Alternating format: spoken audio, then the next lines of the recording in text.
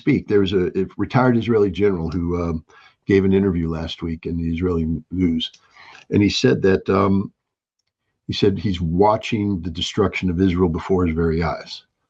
He says the Israeli Defense Force cannot continue to do this. They haven't accomplished a single objective. Not a single objective has been accomplished. They haven't defeated Hamas. Hamas still exists politically and militarily and is resisting very effectively. They haven't done anything in southern Lebanon. They're supposed to be 20 kilometers in on a 100-kilometer frontage. They've advanced a couple 100 meters into southern Lebanon, and they're getting the snot kicked out of them. A major attack last night was repulsed by Hezbollah. The forces retreating from the hill that they were trying to seize went into a valley where they continue to be ambushed. The Israelis are evacuating the casualties as we speak under fire. This is the reality. Every square inch of southern Lebanon is a potential ambush zone that has been reconnoitered in advance by Hezbollah. They know exactly what they're doing. The concept that Hezbollah is without leadership is absurd. So they're failing to accomplish their task. They're failing to suppress Palestinian unrest in the West Bank. It's increasing. The level of resistance is increasing. It could become yet a third domestic front. They can't stop the Houthi from shutting down the Israeli economy. The world hates Israel. The world hates Israel. The world hates Israel. This man made that point over and over again. He said, we have lost the world.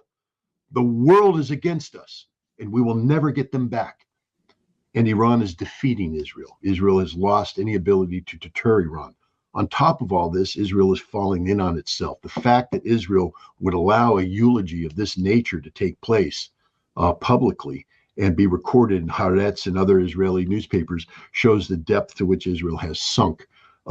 Israel is a nation without a moral compass, and now it's dividing, it's falling in on itself.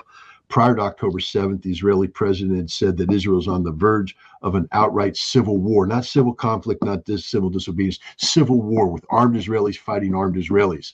And that general said that's happening right now. Israel is breaking up into factions. They're going to fall in on each other. Israel will consume itself. So what the hell do you want to talk about in Gaza again? Because the narrative you're putting forward, and I'm not blaming you, is a Western narrative. Yes, Israel's committing a crime. Yes, it's outlawed UNRWA. Yes, the United Nations will probably let them get away with it. Yes, Israel is slaughtering Palestinians on a daily basis. But this is part of the formula that leads to the total collapse of Israel, because everything I just mentioned only certifies that Israel is a lawless nation operating not just above the law, but with total disregard of the law, an apartheid state that is committing genocide led by mass murderers that nobody in the world respects.